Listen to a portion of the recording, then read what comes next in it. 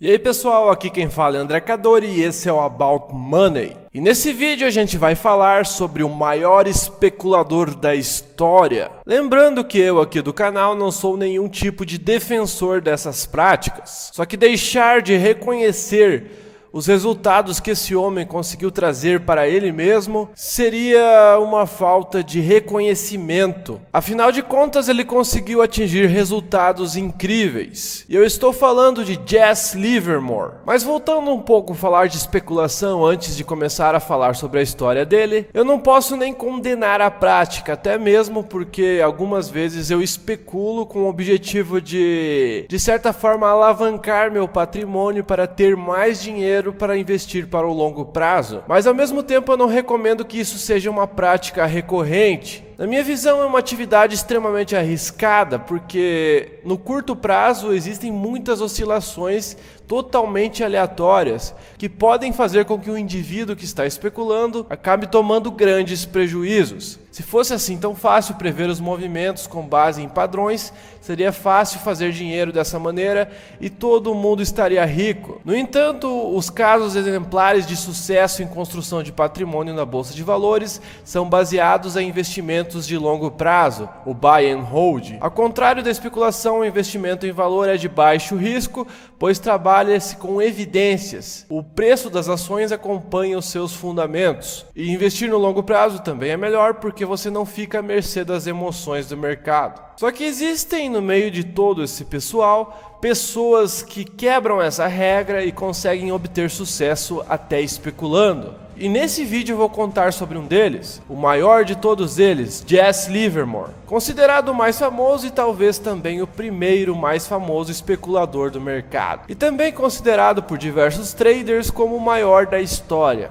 Jesse Livermore nasceu e foi criado numa fazenda em Acton, Massachusetts, em 1877. Aos 14 anos de idade, ele saiu de casa em direção a Boston, aonde rapidamente conseguiu um emprego na Paine Webber, uma corretora de investimentos da época, ganhando $6 por semana. Enquanto aprendia sobre o mercado de ações, Livermore mantinha um diário, no qual anotava traders fictícios com base nos movimentos reais do mercado. Nessa época existiam os chamados bucket shops, que eram locais onde os especuladores, geralmente os amadores, podiam fazer seus traders. Hoje em dia essas práticas são ilegais, violando uma série de leis e regulamentos. Porém, depois de 1 ano e meio da preparação com seu diário, Jesse visitou um desses bucket shops. Em sua primeira operação utilizou $10 e em 2 dias conseguiu embolsar $3,12 em lucros.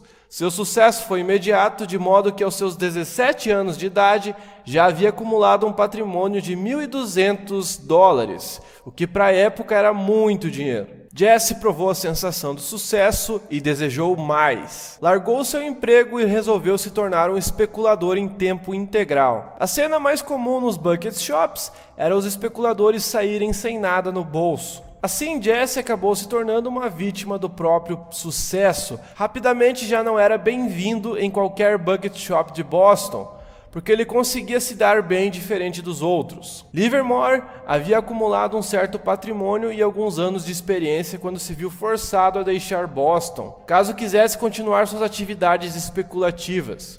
Neste ponto, ele já havia sofrido sua primeira grande perda. Então, banido dos bucket shops, Jesse Livermore decide ir para Nova York. Ele deixou Boston e foi para Nova York em 1900, quando ele tinha 23 anos de idade.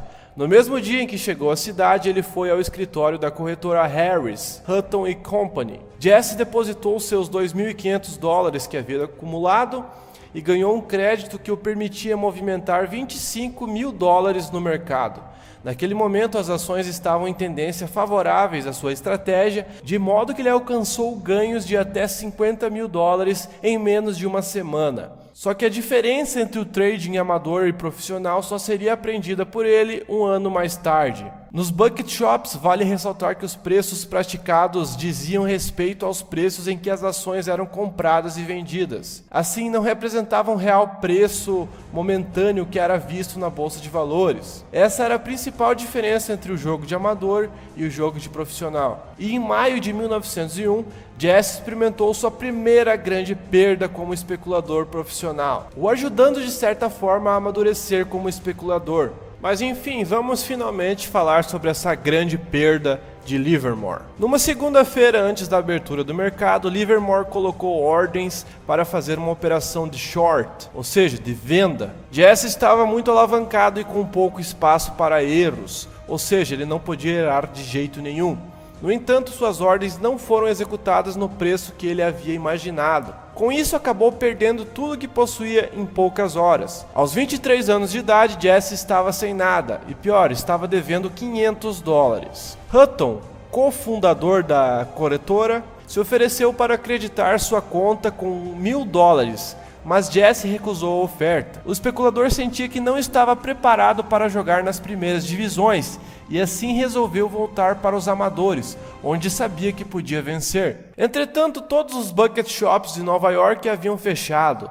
Como ele estava banido de todos os existentes em Boston, resolveu ir para St. Louis utilizando outro nome. Livermore voltou ao jogo que conhecia, fazendo $2.800 em apenas 2 dias. Porém, no terceiro dia ele foi reconhecido na região, banido dos bucket shops novamente, teve de retornar a Nova York novamente. Lá, pagando suas dívidas, ainda sobraram cerca de $2.000 para suas atividades. Nos anos seguintes, Jesse buscou estudos, pagou suas contas e, aos 28 anos de idade, acumulou um patrimônio total de $100.000. A gente já falou do grande erro, mas vamos falar também do primeiro grande feito de Jesse Livermore. Enquanto ele estava de férias em Palm Beach, ele decidiu abrir um short contra a Union Pacific. Foi aumentando sua operação ao longo de 2 dias. Ele tomou grandes proporções, fazendo com que Jesse voltasse para Nova York para melhor monitorá-la.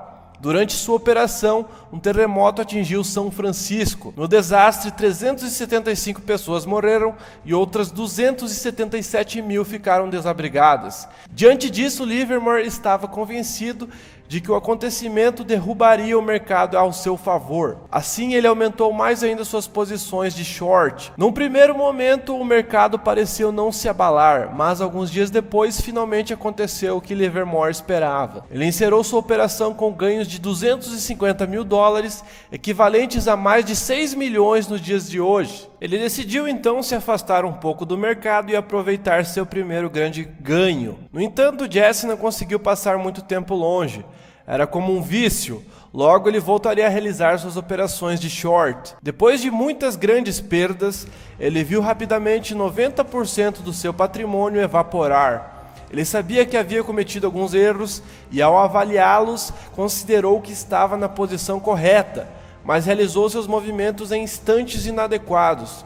Não demorou muito para que ele recuperasse o que havia perdido por meio de novas operações de short. Livermore conseguiu acumular em poucos meses a soma de $750.000. E após grandes ganhos e grandes perdas, vieram ganhos mais grandes ainda. Em 1907 houve uma tentativa de tomada do controle da United Cooper, que estava associado a um esquema de manipulação do mercado. A tentativa falhou, levando as ações de $60 para $10 em poucos dias. Jesse estava em uma dessas operações de short com os papéis dela, acumulando um ganho de $1 milhão. Ao final de 1907, antes de seu 30º aniversário, Livermore havia acumulado um patrimônio de quase $3 milhões. Novamente não conseguiu se afastar do mercado, decidindo dessa vez fazer traders com commodities. Para isso se mudou para Chicago. Seu primeiro movimento foi com algodão, onde acumulou uma grande posição, gerando lucros próximos aos $2 milhões. Isso lhe conferiu um status lendário, bem como um novo apelido, o Rei do Algodão. Em meados de 1908, retornou para Nova York com $5 milhões em sua conta. Seu sucesso no algodão atraiu Ted Price, um dos especuladores de algodão mais famosos e respeitados no mundo.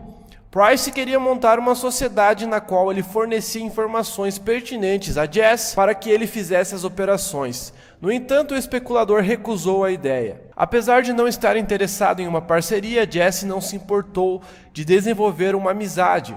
Price se tornou muito próximo dele. Além disso, o conhecimento de Price sobre as commodities seduziu e cativou Livermore. Jesse era um ótimo leitor dos movimentos do mercado, de tal modo que os conhecimentos de Price acerca dos fundamentos das commodities não tinham importância para sua atividade.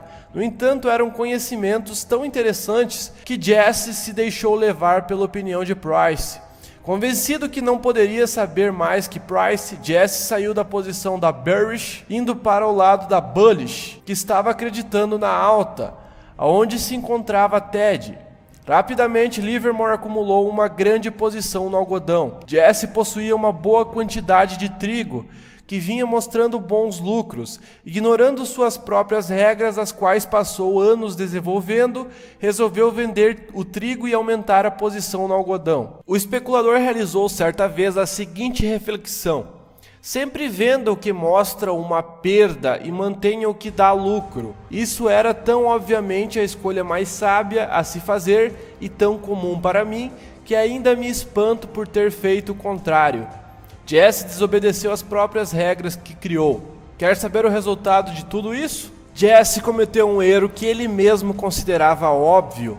Para piorar, seu amigo Price o enganou. Ele estava em posição de short no algodão, enquanto induziu Livermore a comprar. No final das contas, Jesse perdeu 4,5 milhões de dólares devido a isso. Dessa vez, Jesse estava decepcionado consigo mesmo. Ele não apenas estava do lado errado da operação, como havia violado uma das primeiras regras que aprendeu no mercado. Em 1909, ele estava completamente quebrado. Como se não bastasse, tudo que ele tocava era transformado em perdas. Em certa ocasião, Jesse reconheceu: eu continuei operando e perdendo, persisti em acreditar que o mercado faria dinheiro para mim no final, mas o único fim foi o fim dos meus recursos. Em outra situação posterior, Livermore estava conseguindo se recompor, mas acabou sendo usado por um corretor sem perceber. Desta vez chegou a acumular dívidas de quase $1 milhão. Incapaz de pagá-las, teve que declarar falência aos 38 anos de idade. Determinado a alcançar um recomeço, Livermore precisava do empréstimo. No entanto, não conseguia tomá-lo de bancos devido à sua falência. Então decidiu recorrer ao corretor que o havia roubado. O corretor negou ajuda, mas disse que quando Jesse encontrasse algo interessante, poderia comprar 500 ações. Assim, ele observou o mercado e aguardou a oportunidade perfeita. Em apenas 2 dias ganhou $38 mil. Rapidamente ele atingiu um patrimônio de $200 mil. Então Jesse consegue recomeçar e realiza novos ganhos. Em 1915, na Primeira Guerra Mundial, as ações subiram em grandes proporções. Foi o melhor ano da história para o Dow Jones, acumulando uma alta de 82%. As ações dobraram em menos de 2 anos e novamente Jesse estava do lado certo. Ele estava bullish em um bull market. Quando a guerra acabou em 1918, ele voltou para o mundo das commodities. Ao estruturar uma operação formal completa, Jesse estava no topo do mundo, acumulando $20 milhões no final do ano de 1923. No outono de 1929, Livermore construiu sua maior posição de short por meio da alavancagem. Eram $450 milhões espalhados em 100 ações. De 25 de outubro a 13 de novembro, o Dow caiu 32%. Livermore encerrou sua posição, atingindo em plena crise de 1929 um patrimônio de $100 milhões, equivalente hoje a 1,4 bilhões de dólares. Nessa época, Jesse estava no seu auge. Ele era uma das pessoas mais ricas do mundo. Após os ganhos na crise, novas perdas gigantescas voltaram a acontecer. Em julho de 1932, o mercado chegou à sua mínima.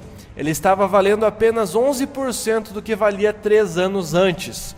Quando o fundo chegou, o estilingue estava tão esticado que as ações tiveram um rápido retorno a patamares mais elevados. Em 42 dias, o Dow Jones acumulou um aumento de 93%. Mas dessa vez, Livermore estava do lado errado. Ele foi esmagado. Após encerrar suas posições de short, ele cometeu seu erro final. Resolveu comprar as ações no topo.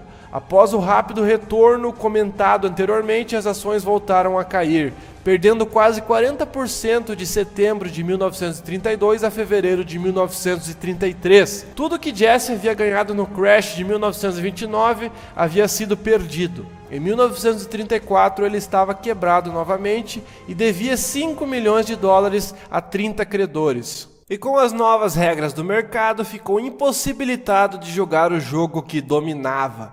Jesse declarou falência pela segunda vez e ao longo dos anos seguintes ele mal realizou operações. Estava tendo dificuldades ao tentar se ajustar às novas regras do mercado. Muitos dos seus truques e estratégias agora se tornaram ilegais. Certa vez Jesse refletiu: em toda a minha vida eu cometi erros.